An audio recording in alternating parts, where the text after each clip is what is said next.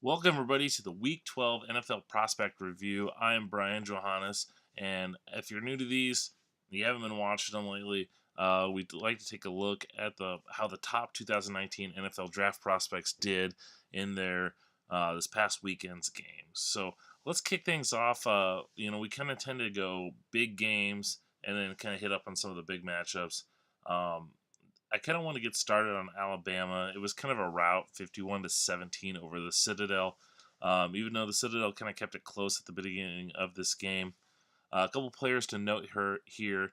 Irv Smith only had one catch, but it was for 68 yards and a touchdown. Just kind of goes to show the type of prospect that he is.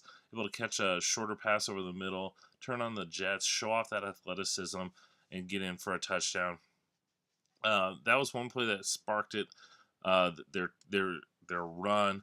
Another one was a fumble recovery by Anthony Jennings, their outside linebacker. He had 11 tackles, a tackle for loss, and then that fumble return for a touchdown against a kind of a triple option run oriented team. Jennings was able to lock down the edge of the defense and really show that he's more than just a pass rusher. Can I go with that? Mack Wilson had 9 tackles, and then Quinnen Williams continues to be a dominant force up the middle. 6 tackles here, a sack. Just game in and game out, he's shown that he's one of the best defensive prospects in this class. Only a sophomore. Kind of curious to see if he goes declares or not. We haven't seen too many true sophomores come out of Alabama lately. All right, moving on. Number 2 ranked team, Clemson, faced off against Duke. This is one of the games that we highlighted just because we wanted to see how Daniel Jones would do against this Clemson defense. Clemson ended up winning 35-6, so it wasn't the best showing for Daniel Jones. He went 24 for 43 for only 56% of his passes, 158 yards, no touchdowns, no interceptions. He just really didn't have a whole lot to work with. He was constantly under pressure. He doesn't have those elite receivers that are able to get separation. So there's only going to be so much that he can do. I'm not saying that he had a phenomenal game, but he definitely showed that he's got the ability to throw with anticipation, be accurate. So he's definitely a name to kind of keep an eye on, continue to keep an eye on. For Clemson's defense, Kendall Joseph had 7 tackles in this game. Christian Wilkins really thrived in this game. He kind of gets lost in the shuffle, but he had a good game. He had 5 tackles, a sack, another half tackle, 1.5 tackles for loss. Able to kind of show that he could be a penetrating, attacking defensive tackle. Clelin Ferrell is another guy. He had 2 tackles in this, or 2 sacks in this game. Just steady force off the edge, big, athletic. Dominant pass rusher. All right, another one of those night games that we kind of kept, or this is an afternoon game. Notre Dame versus Syracuse. This was the number 3 ranked team versus the number 13 ranked team. Notre Dame really didn't have much trouble in this game, winning 36-3. Eric Dungy, the Syracuse quarterback, left early in this game after a back injury. I don't know if it would have done much difference if he was there. Ian Book, the Notre Dame quarterback, went 23 for 37 with 292 yards, 2 touchdowns, and an interception. Dexter Williams continues to thrive. He had 13 carries for 74 yards and a touchdown. He also caught a touchdown from Book. Once those 2 guys kind of got inserted in that starting lineup, Dexter Williams coming back from that suspension, Book overtaking Brandon Wimbush, this offense is really taken off. Defensively, Tavon Connie once again continues to rack up tackles, 12 tackles and a half sack in this game. You can almost just book him for over 10 tackles per game. For Syracuse, as I mentioned, Dungy got hurt in that first quarter, so you really get to see a whole lot of him. I wonder if that affected Jamal Custis, their receiver. He only had 1 catch for 10 yards. 6'4", 6'5" receiver. Had kind of been a big play weapon for them this year. He was held in check. As we kind of move on, let's hit on a few of the quarterbacks.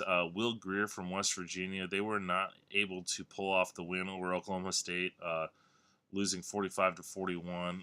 Grier had the Mountaineers down, looking to score to take the lead in the final seconds, and just couldn't find anybody in the back of the end zone.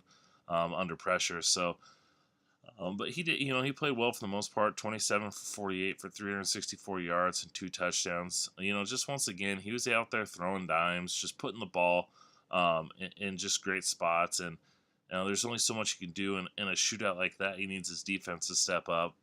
But he continues to be one of the kind of the top guy in that second tier of quarterbacks. That's looking possibly trying to get in that first round. As I said, another quarterback, Dwayne Haskins for Ohio State, really kind of thrived in this game. There were some reports out there that he's going to declare. It'll be kind of curious. Once again, he's only a redshirt sophomore. This is only his first year as a starter. But he was big for Ohio State, getting this 52-51 win over Maryland. He went 28 for 38 in his passes, 405 yards. He had 3 touchdowns, interception, but he also rushed for 3 touchdowns. Whenever they seemed like they needed a big play, he really stepped up. He made some clutch throws for touchdowns late in the game. Was able to use his feet. He's not the fastest, the quickest type of runner, but he was able to get some much needed rushing yards and get in the end zone to kind of give him that lead late in the game. All right, moving on to the defense side of the ball, hitting up Kentucky versus Middle Tennessee State. Kentucky won 34-23. Josh Allen continues to dominate. He had 15 tackles in this game, 2 sacks. Allen has just produced game in and game out, showing that not only can he rush the passer using speed, using power, being able to turn the corner, but he's also able to set that edge and be a run defender. He's a complete player. I don't know if he's that elite guy. He's not maybe a top 10, top 15 guy, but I think he's firmly supplanting himself as a late first round pick at the minimum. Moving on, Iowa just totally destroyed Illinois 63-0. The reason I want to highlight this game is the 2 Iowa tight ends. Yes, that's 2. We all know about Noah Fant, the best tight end in this class. He's only a junior, but he hasn't had the greatest year. But his skill set, his talent level is up there with some of the elite tight end prospects we've seen in the last several years. He only had 3 catches for 34 yards, but did come up with a touchdown. His teammate, another tight end to kind of keep an eye on, T.J. Hawkinson. He's a sophomore, 6'5", 250 pounds. He also had only just 2 catches for 48 yards, but both of those catches were touchdowns. He's a guy that really kind of keep an eye on. Redshirt sophomore, so he is draft eligible, but usually you don't see guys like that leave Iowa this early. Good run blocker, sneaky out in the pass game. Keep an eye on him. Kind of has to me a little bit of that George Kittle feel, and with all the success that Kittle's having, it's no surprise that people are trying to find the next guy. A couple more games. Ole Miss versus Vanderbilt. Vanderbilt ended up getting this win here, but we got to keep an eye on A.J. Brown. He had 9 catches for 212 yards and a touchdown. For the longest time, and I still feel this way, A.J. Brown's a slot receiver, a power slot receiver, kind of in that Anquan Boldin type of mold. He's gonna make those tough catches. He's gonna work the middle of the field, physical at the catch point. He had a couple of nice plays here, and one of them showing off that he's got some speed, able to take a short pass, turn it upfield, and accelerate and run past defenders. So that's definitely great news for him. Once again, another guy that's kind of a fringe first-round pick. This wide receiver class has got a lot of talent, but there's no blue-chip elite type guys. So a guy like A.J. Brown could definitely sneak into the late end of the first round for a team, looking for a consistent weapon. All right, last game is Arizona State versus Oregon. This was the Pac-12 after dark game. Oregon won 31-29. This game I wanted to watch because Justin Herbert versus on one side, N'Keal Harry on the other, 2 of the top prospects in this draft. Herbert, once again, didn't have the best statistical game, kind of a trend we've been seeing in the second half of the season. He went 19 for 34 for 262 yards. He had 2 touchdowns and 2 interceptions. But once again, just like I said with Will Grier, he's able to really just kind of throw a lot of those, just show his high-level throwing ability.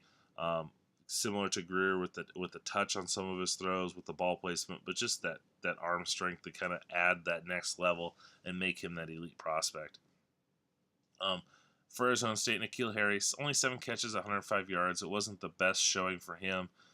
They tried to get him the ball a lot, and it's just, with double teams and extra attention. He was still able, despite all that, to get over 100-yard mark. Didn't get the touchdowns that you would like, but once again, he's probably the top receiver in this class, and he's got playmaker ability. He's got the size. He's got the speed. So if you're looking for probably a receiver early in this draft, if N'Keal Harry comes out, he's definitely that top guy.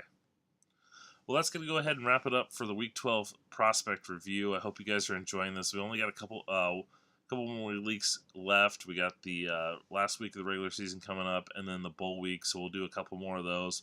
Probably hit up on a couple bowl ones. I'm not going to do it every single week, but kind of hit up on the top bowl games and see how our top prospects did.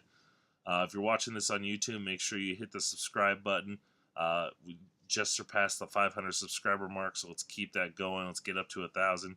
If you're listening to this on the podcast, make sure you subscribe, iTunes, SoundCloud, and Stitcher. And then make sure you follow me on Twitter, at draft_Brian, at NFL Draft Geek. And make sure you're hitting up NFLDraftGeek.com for all your draft needs. Thanks for watching. Thanks for listening. I hope you guys enjoy.